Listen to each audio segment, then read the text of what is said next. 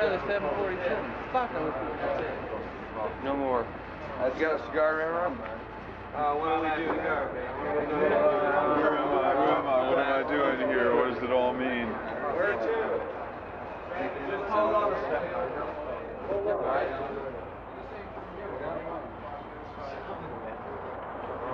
What do we do?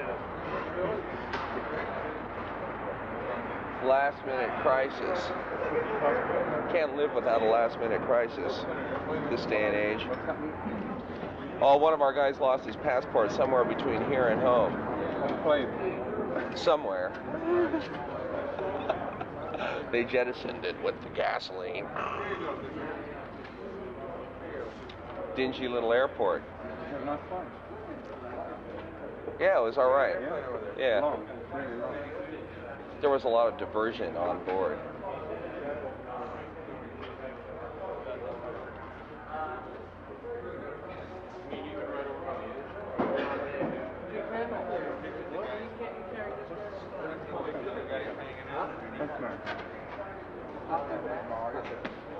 Really? Oh yeah. Hello. Addy. Yeah, it was nice. Yeah, it was really rough. What did he do? Hung out. Played with the stewardesses. Got laid in the bathroom. We thought you might come with Jumbo. No. No? Yeah, it was nice. Yeah. Keep up the good work. Rio with a 10 mil lens, huh? It wouldn't have been the same without you. Give him the works, fella. He's a nice looking man. Every success. Cheerio. Well, even some success would make it, man. It's a big one. Well. Gonna take care of it, Sam? Yeah. Sam, my boy. Hey, Cutler, you know what you're doing?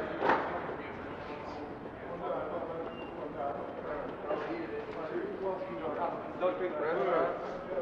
That guy over there, he's got a wallet. Watch out for the water.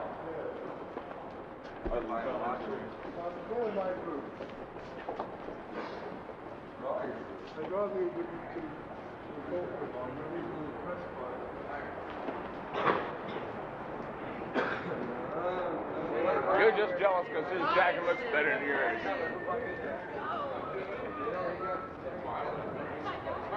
What are we doing? What are we doing else with that scuttlebutt? I want to take you all up That's right! the post office tower.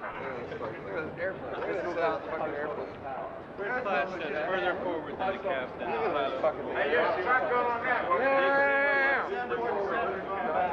Hey, Yeah, we can buy one.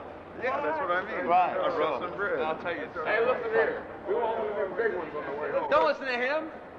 Yeah, that's right, you limp twerp.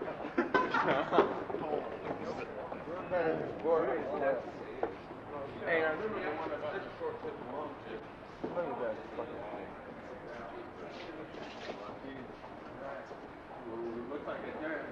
All the equipment here. Oh, Ramrod, what about those extra pieces? Should we escort them off? Ramrod? Is there anything to be escorted that's on this plane right here? No. It's all in cases, okay. It's all rumbling for luggage.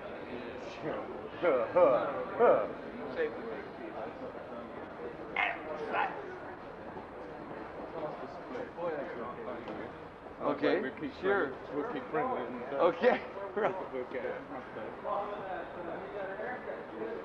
Follow where? Is Sam's hair shorter or is it just changed in England? Oh, it is shorter. It's much shorter.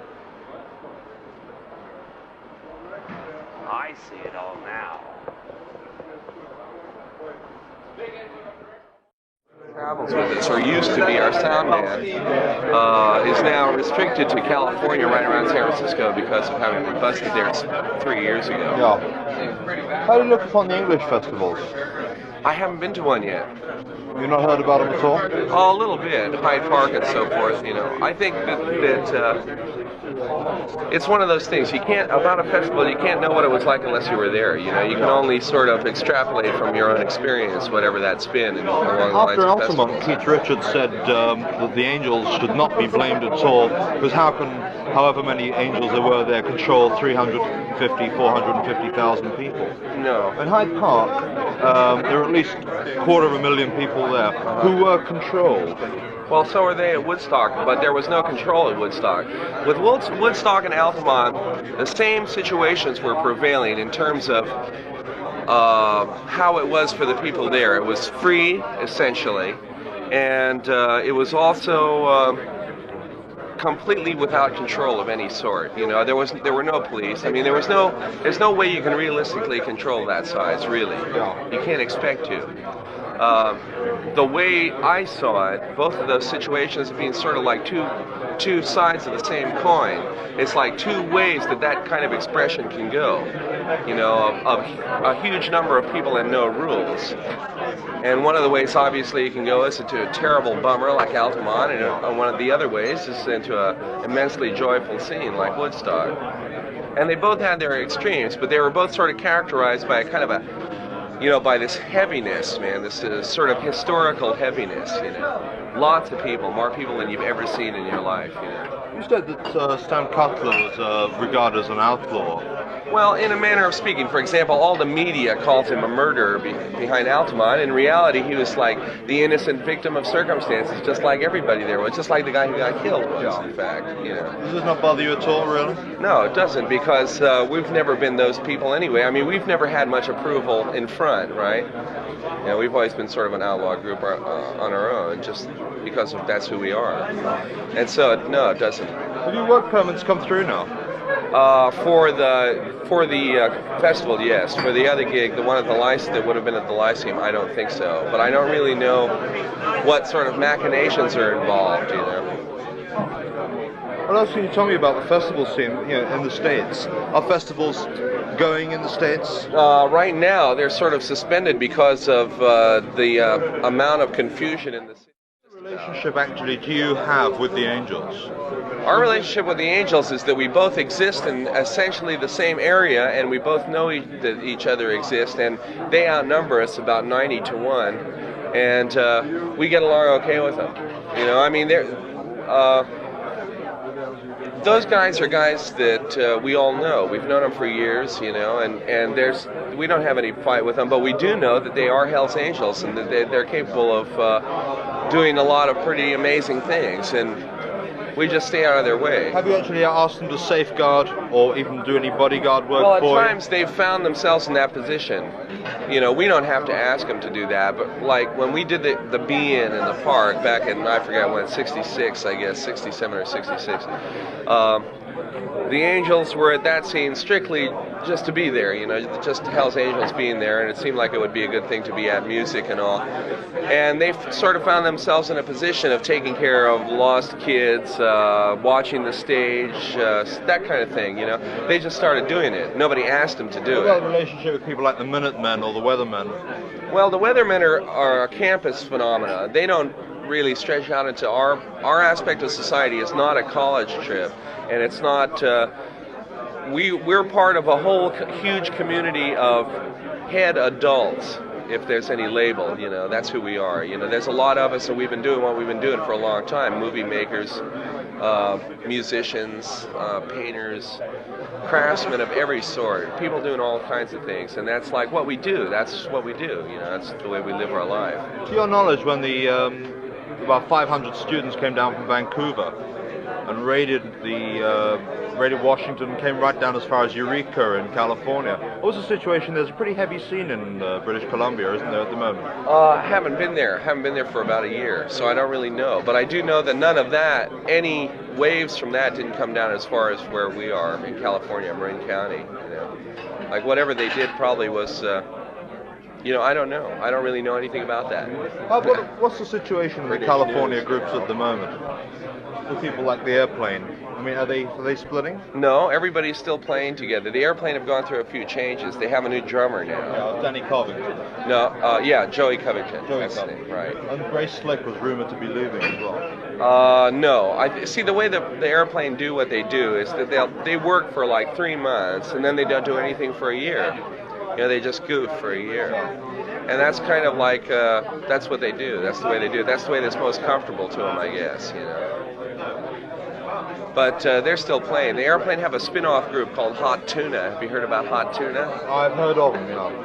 Right. Well, that's kind of like what the musicians in the Airplane are doing. Yeah, I still also in a sort of embryonic stage, so they're still working it out. Yeah, sure. But see, that's the fun of it, really. I mean, of playing. Have you tried this at all? Sure, we have we have a couple of spin-off groups. Sometimes myself and Phil and the two drummers play together in a group called Mickey Hart and the Heartbeats. And I also have another band called the New Riders of the Purple Sage that I don't play guitar in. I play pedal steel in. And I don't sing or anything. I just play pedal steel. And it's like some other friends of ours from around the Bay Area. In fact, we just played the Fillmore East and really had a great time, you know, well received. What's your relationship with Zappa?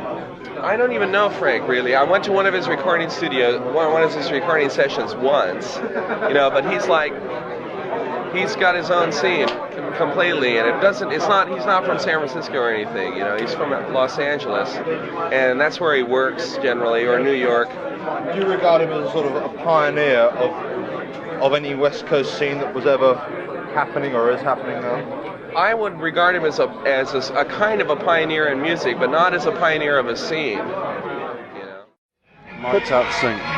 Yeah. Okay. So you like it in England, do you? Yeah, I do. Very nice, very nice. Have you been here before? Never. Never? So, like, did you think that English would be like this, or was it sort of not at all surprising? I gotta say, I had no idea what they'd be like. But you're looking forward to going on, are you? Sort of Yeah. playing? I'm looking forward to a new audience, an audience that's never heard us before. Yeah. You know, it's a fresh reaction. Maybe something new will happen with us playing the same old stuff. But do you play the same old stuff? Don't you just sort of go on and let it happen? Or do you think, well, we'll play St. Stephen, then Dark Star, then the 11 or something like that? Or don't say a word! It's a trick! Well, it's kind of like He's not responsible for either whatever or. he's- You know, we Don't might go say it, on Bobby. and Bobby, nothing don't can say it. happen at all. oh, everything happens. Right. Either, for instance, we go on and we know exactly what we're going to do because we got 45 minutes and we got to do exactly that much material, and so we try to take it through as many changes as we can possibly do. Or if it's loose, like this scene is, we decide on the spot what we're going to do. I see. Do you think that you'll always do live recordings from now on, or do you think you'll go back into the studio and sort of start again? Well, our new album coming out, I guess about 3 months here, it's coming out in the States this week, is a studio recording, and it was fun to do. I really enjoyed it. So there's no telling, because I didn't really enjoy playing for the live album, because it was just like playing. I mean, I enjoyed myself, but it didn't last very long. There's no sense of occasion, like we're making a record, because you're playing and they're recording at the same time, Yeah. I suppose. Well, it's just two different kinds of records, and I gotta say that for making records, studio recording is more fun because you can sit home and scheme for a while on what you're going to do, and then you get into the studio and you get to run amok, and you can do much more than you can do in the context of a live performance. Yeah. Though a good live performance is a lot of fun too. Great, well I hope you enjoy it anyway. I really enjoy having you over here. I hope you enjoy it too.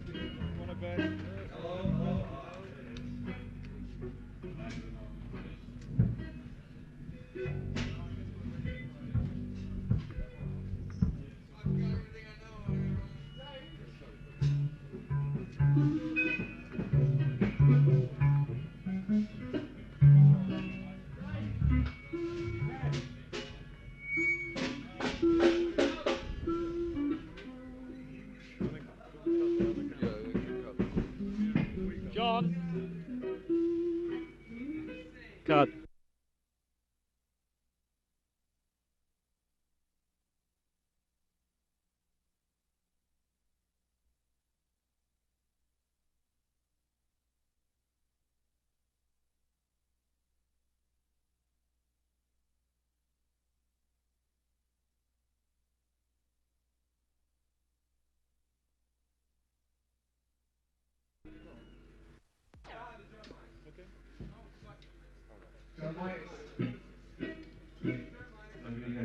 Well, I can answer a lot of inanities, but I won't. It's my very great pleasure to welcome the Grateful Dead. You get that? What's happened?